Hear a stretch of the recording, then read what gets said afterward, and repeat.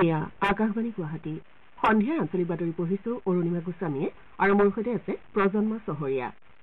এতিয়া প্ৰধান বাতৰিসমূহ হ'ল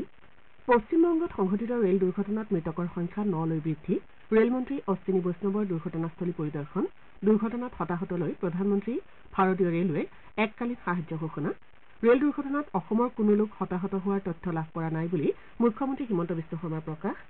কেইবাদিনো ধৰি হৈ থকা ধাৰাসাৰ বৰষুণৰ ফলত ৰাজ্যৰ কেইবাখনো জিলাত পুনৰ বান পৰিস্থিতিৰ আশংকা, প্ৰশাসনৰ সতৰ্কতা জাৰি, দেশৰ অন্যান্য প্ৰান্তৰ লগতে অসমতো ইছলামধৰ্মী লোকসকলৰ ঈদ উজ জোহা উদযাপন আৰু ICC T20 বিশ্বকাপৰ এখন খেলত আজি নিউজিলেণ্ড পাপুৱা নিউগিনিৰ বিৰুদ্ধে অৱতীৰ্ণ। এতিয়া শুনক বিতং বাতৰি। পশ্চিমবংগৰ ৰঙাপানী ষ্টেচনত আজি পুৱা সংঘটিত ৰেল দুৰ্ঘটনাত দুগৰাকী ৰেল কৰ্মচাৰীসহ 9জন লোকৰ মৃত্যু হোৱাৰ লগতে 41জন লোক আহত হৈছে। নিউ জলপাইগুৰি ৰেল ষ্টেচনৰ সমীপত চিয়ালদহলৈ গৈ থকা কাঞ্চনজংঘা এক্সপ্ৰেছ আৰু এখন মালবাহী ৰেলৰ মাজত হোৱা সংঘৰ্ষৰ ফলত এই দুৰ্ঘটনা সংঘটিত হয়। ৰেল বিভাগৰ সূত্ৰই জনোৱা অনুসৰি মালবাহী ৰেলখন ছিগনেল পোৱাৰ আগেয়ে ৰাওনা হয় আৰু কাঞ্চনজংঘা এক্সপ্ৰেছৰ পাছফালে খুন্দা মাৰে।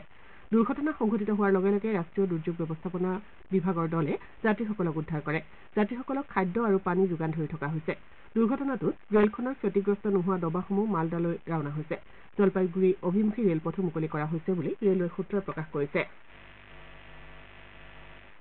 ইপিনে কেন্দ্ৰীয় ৰেলমন্ত্ৰী অশ্বিনী বৈষ্ণৱে দুৰ্ঘটনাস্থলীত উপস্থিত হৈ ঘটনাৰ বুজ লয়। দুৰ্ঘটনা সম্পৰ্কীয় তথ্যৰ বাবে ৰেল বিভাগে বিভিন্ন স্থানত হেল্প ডেস্ক স্থাপন কৰিছে। চিয়ালদহ ষ্টেচনৰ বাবে হেল্পলাইন নম্বৰ হৈছে 033-2350-4794, 033-23433326, আমৰাবাৰী ৰোডৰ জৰুৰীকালীন নম্বৰ 8170034235, কিষাণগঞ্জৰ 7542028020, ডালখোলাৰ 8170034228, বাৰছৰীৰ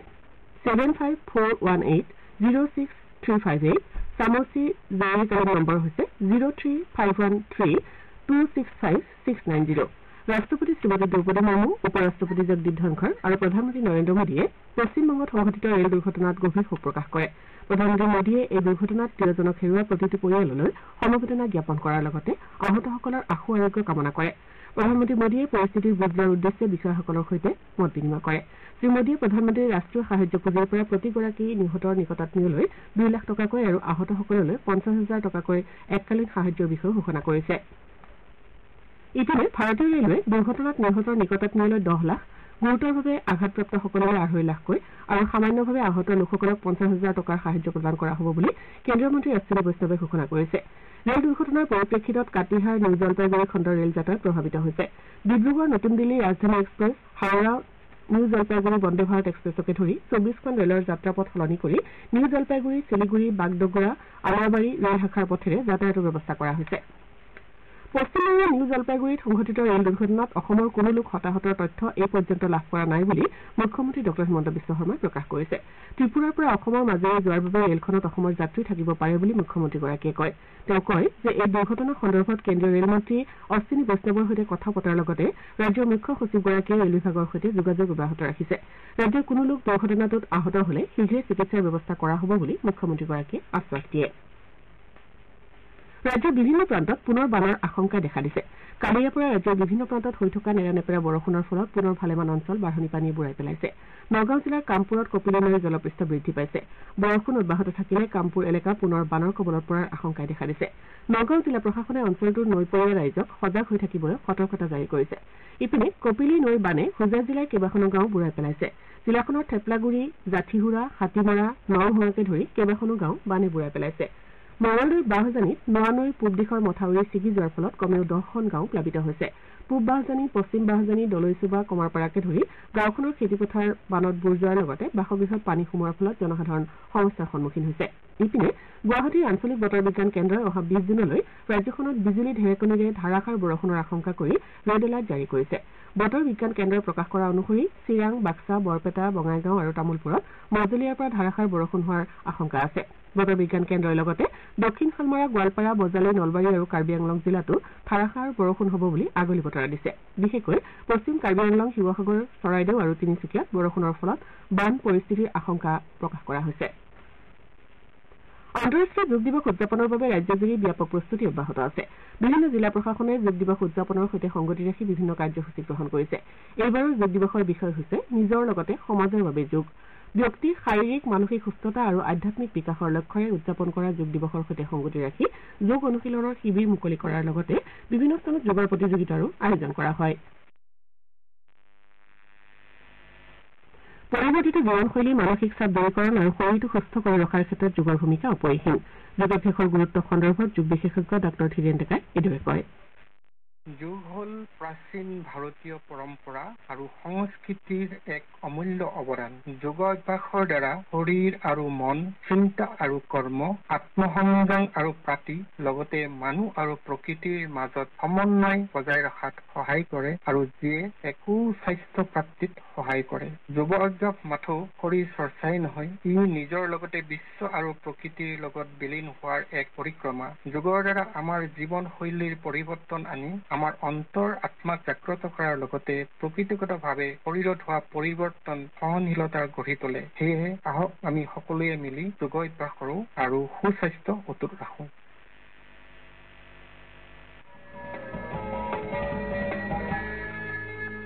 যোগাভ্যাস কৰক চিন্তা আৰু অৱসাদমুক্ত হৈ থাকক 21 জুনত আন্তঃৰাষ্ট্ৰীয় যোগ দিৱসৰ অংশীদাৰ হওক আকাশবাণী গুৱাহাটী কেন্দ্ৰৰ আঞ্চলিক বাতৰি বিভাগৰ দ্বাৰা জনহিতাৰ্থে প্ৰচাৰিত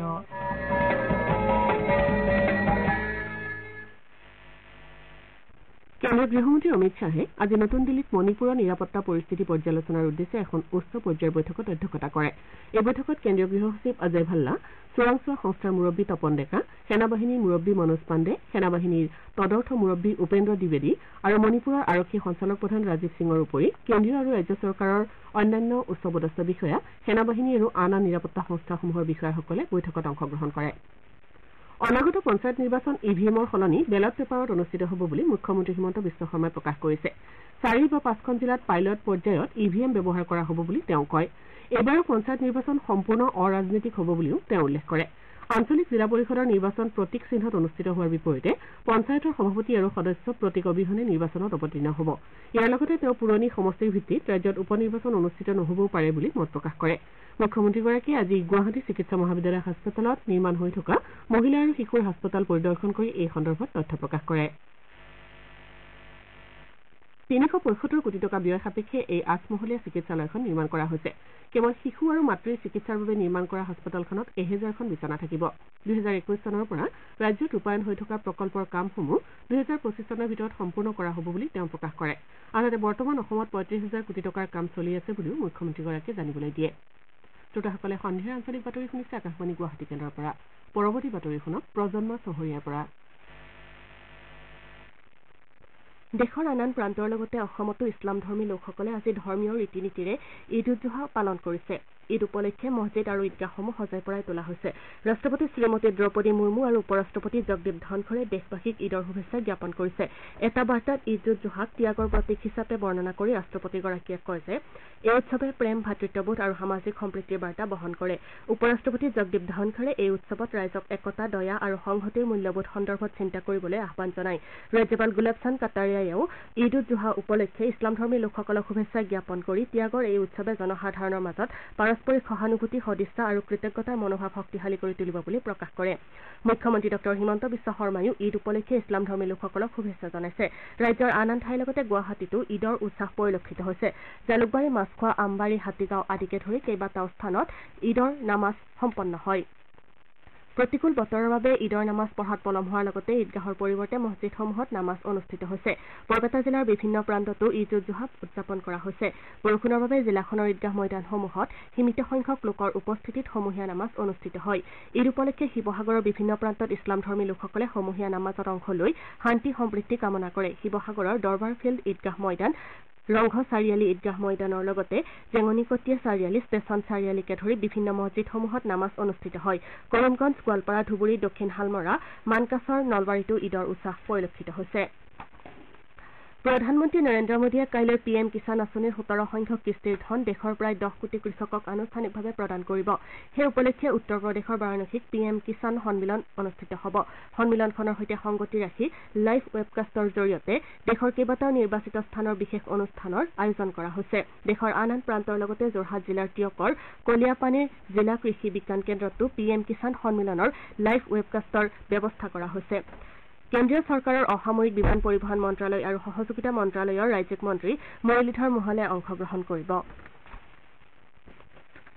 বান ক্ষতিগ্ৰস্ত ছিকিমৰ মংগন জিলাৰ চুংথাঙত আবদ্ধ হৈ থকা পৰ্যটকসকলক আজি পুৱাৰে পৰা নিৰাপদে উদ্ধাৰ কৰাৰ কাম অব্যাহত আছে জিলাখনৰ উপায়ুক্তই প্ৰকাশ কৰা অনুসৰি পৰ্যটকসকলক ক্ষতিগ্ৰস্ত অঞ্চলৰ পৰা ৰাজ্যৰ ৰাজধানী গেংটকলৈ পথেৰে লৈ যোৱাৰ কাম অব্যাহত আছে প্ৰতিকূল বতৰৰ বাবে তেওঁলোকক বিমানেৰে স্থানান্তৰ কৰিব পৰা হোৱা নাই উল্লেখযোগ্য যে ৰাজ্যখনৰ পৰ্যটন আৰু অসামৰিক বিমান পৰিবহণ মন্ত্ৰী চেৰিং থেণ্ডু ভুটিয়াৰ নেতৃত্বত চুংথাঙত আবদ্ধ হৈ থকা 15 গৰাকী বিদেশী পৰ্যটকে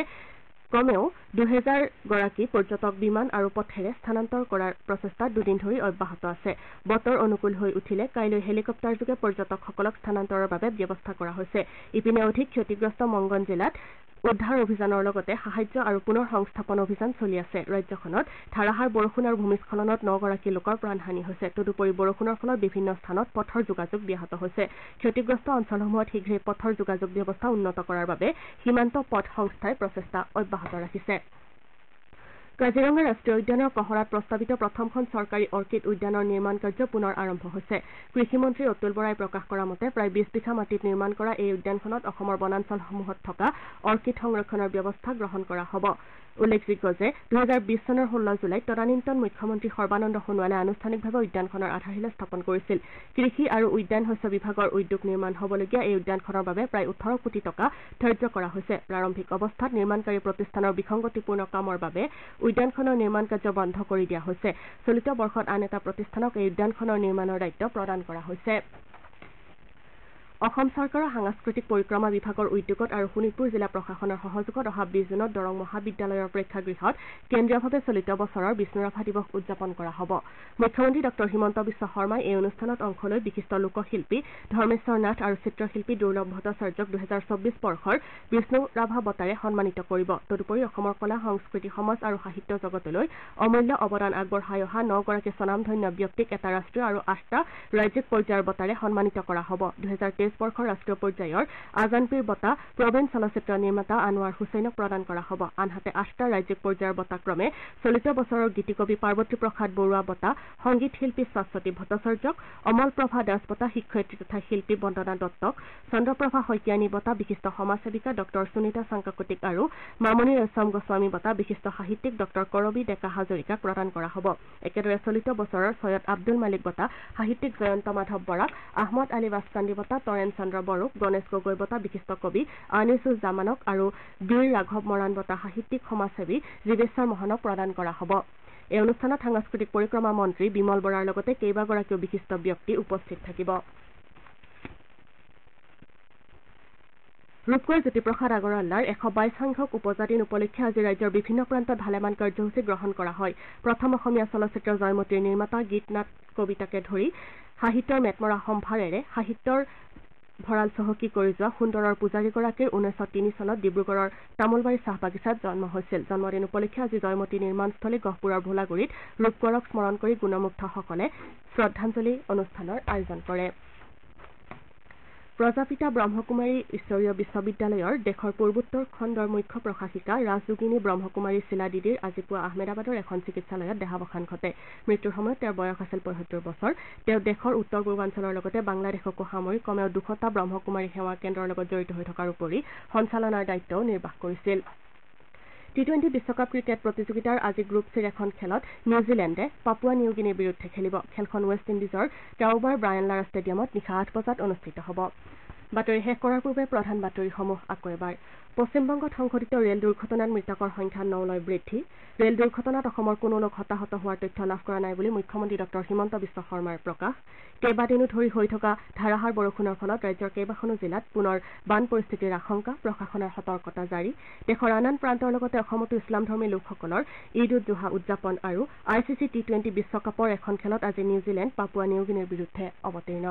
সন্ধিয়াৰ আঞ্চলিক বাতৰি ইমানতে শেষ হ'ল নমস্কাৰ